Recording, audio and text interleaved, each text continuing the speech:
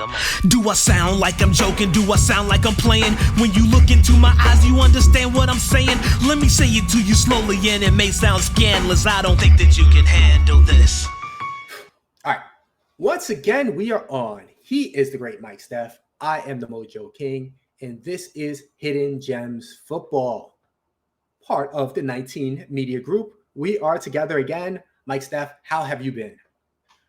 I've been okay. I can't complain. You know, this. I'm not gonna lie. This is almost like new terrain once again because 3 of the last 4 weeks we've been on. It's almost been like correspondent over here, main over here, correspondent over here. I done had like 2 different settings. I've been on this couch. I've been in my car studio. I done had like different outfits on. I done had different coloring because you know when you do yours, it's actually in the color, and when I do mine, it's blue. Especially being the fact that I'm a Jets fan, so that blue is apropos to my feelings.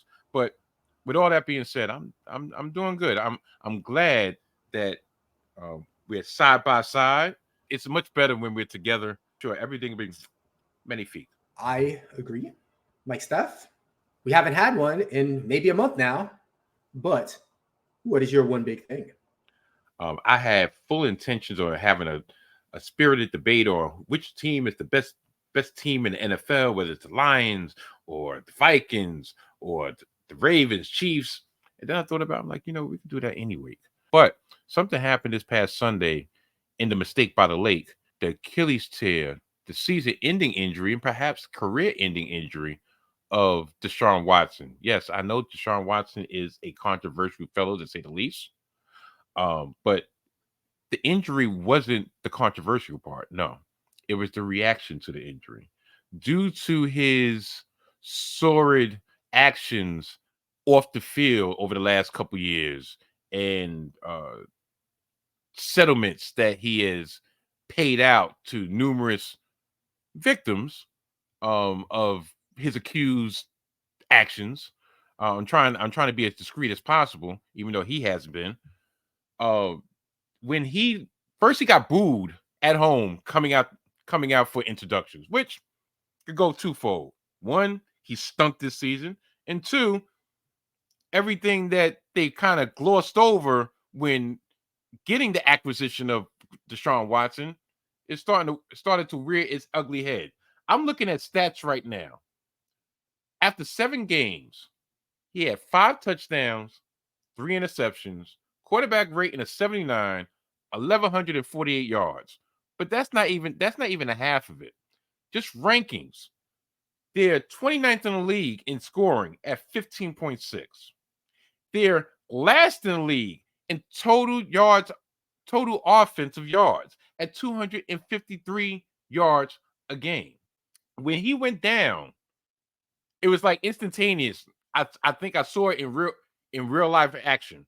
He went there, he went to plant, and he just crumbled to the ground and grabbed his ankle. And then they showed on the replay, you know, the reverberation of the Achilles. There was a loud roar that came out of Cleveland Stadium, or whatever they call that stadium now. And a lot of his teammates after the game took the fans to task, because at the end of the day, he is a human being. Maybe he's a human being accused of dastardly actions, but you never really, to me, it's a fine line of expressing your displeasure for the man himself and wishing bodily harm. If he was an MVP candidate with these same allegations behind, and he got hurt and he had that injury, would you been cheering? Or is it just the fact of, well, what have you done for me lately? Guess what? Our mistake by the late team is 1-6, so be gone.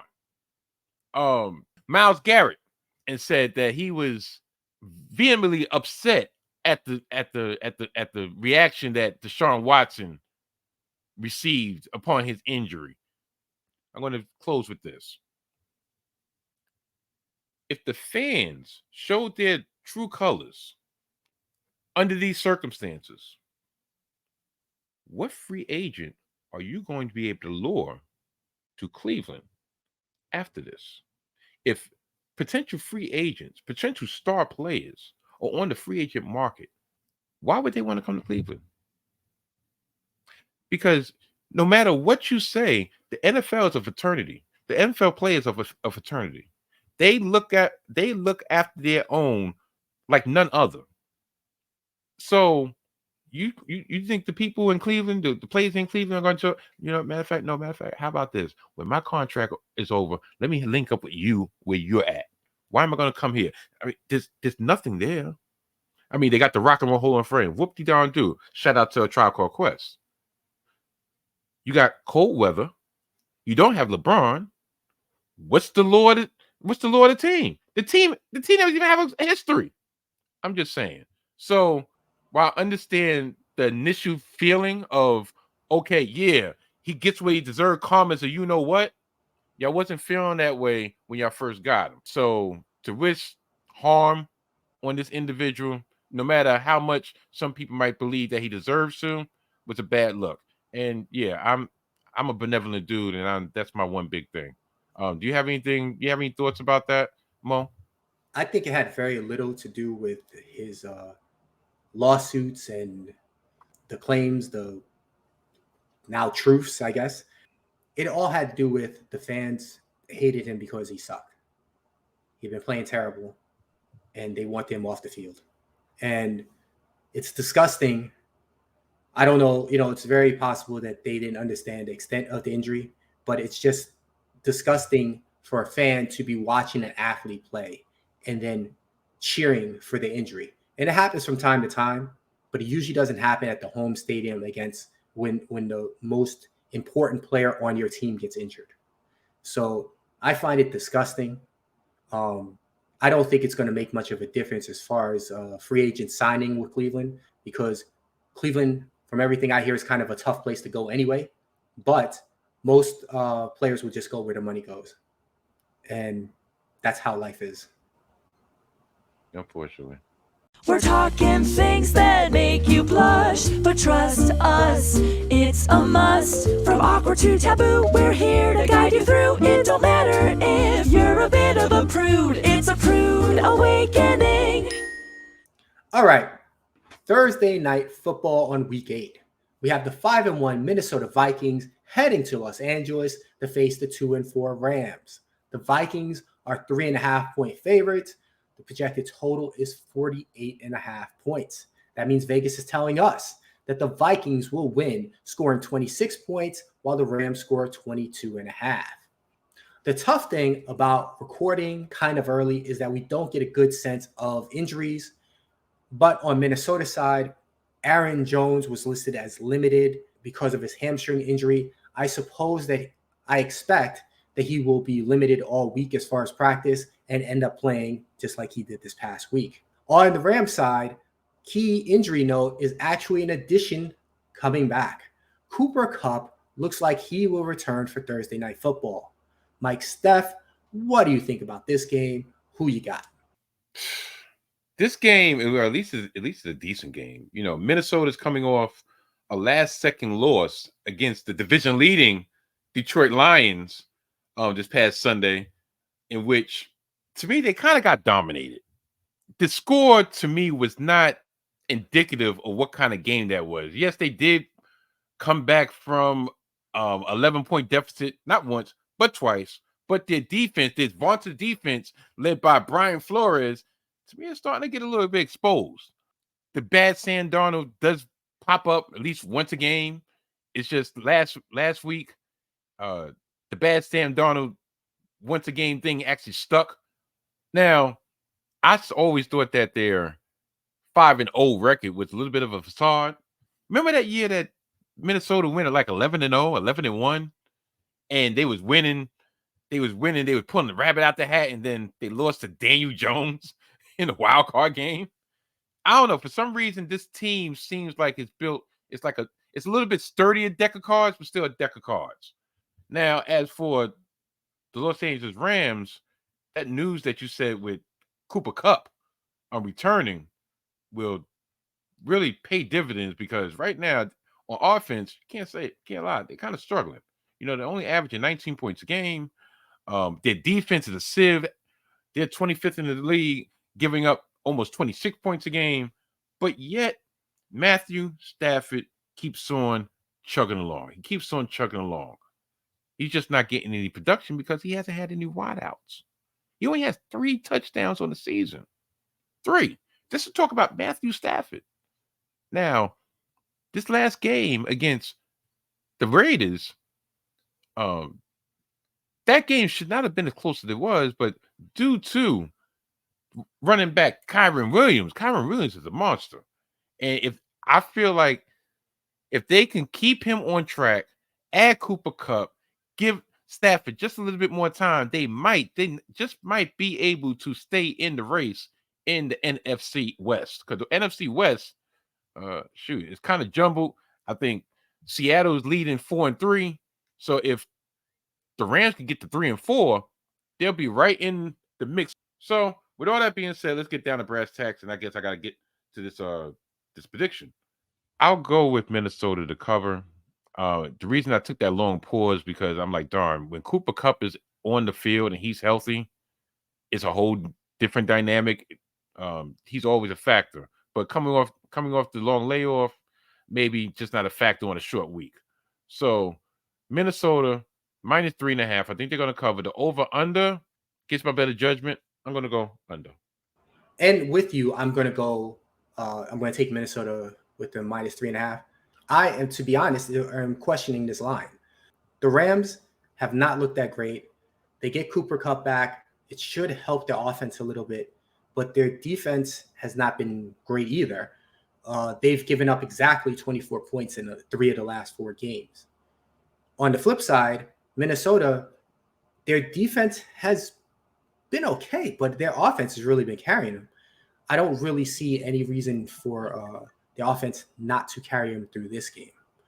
So I like Minnesota minus 3.5, and I also like the over. And I like these pretty convincingly to the point that I already put in a little bet for, little parlay there. All right, so let's move on to Week 8 Survivor picks. This is an interesting week, and there are a pretty big amount of large spreads. We have Detroit at home, 10-point favorites over Tennessee. We have Kansas City, 10-point favorites on the road against the Raiders. We have the Baltimore-Cleveland line, which I didn't look at because I think there's still questions about the quarterback, but I'm sure that that's going to be a big spread. We have the Jets, 7.5-point favorites over the Patriots. The Patriots at home. Buffalo on the road, 8-point favorites over Seattle. Denver, 7.5-point favorites at home against Carolina. And finally, on Monday Night Football, a smaller spread, but still a significant one. Pittsburgh is a 6-point favorite over the Giants. So, Mike Steph, I do want to know your survivor pick, but before you say your specific pick, I have a question. Are the Jets viable this week? Would you dare take them on the road? You're asking the wrong person. I know I'm the Jets aficionado here on HGF. The reason I say you're asking the wrong person because as much as I've been taking them to task the last 2 to 3 weeks, I can't ever pick against them when they're going against the Patriots. I can't. Now, straight up, which is what survivors are, straight up, there should be no reason why they shouldn't win. But then at the same time, I thought that same way for 4 weeks in a row. And look where that's gotten me. Shoot. 2-5.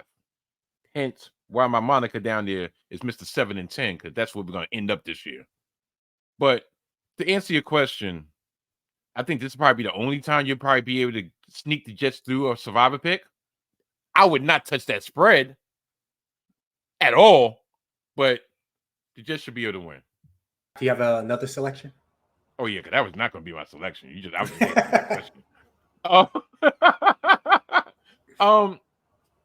The Ravens over the Browns, even though I said you said you don't have the line that I have, they're -9. And based on how the Ravens have been moving and based on the fact that the Browns have no quarterback, well, okay, they have famous Jameis, and maybe he could galvanize the troops, but shoot, listen, that team is in disarray.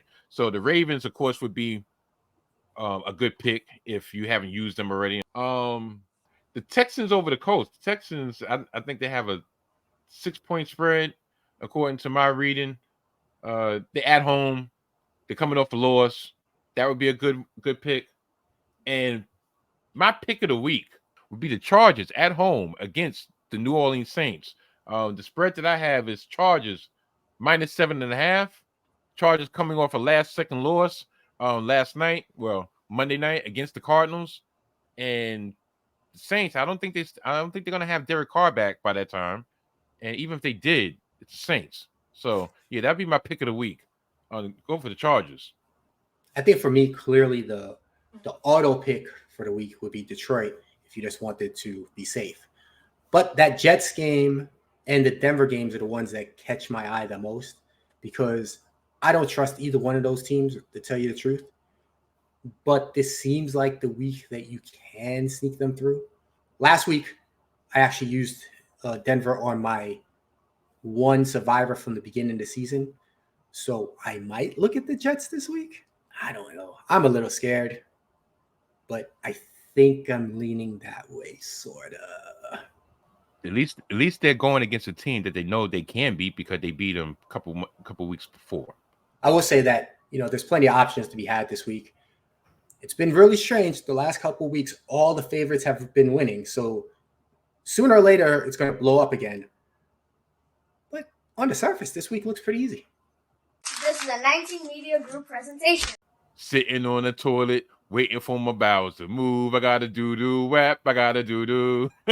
You remember that song? No. What are you talking about? No, Bench Markey had a song, Doodle Rap. Before my time. It's not before your time. Listen.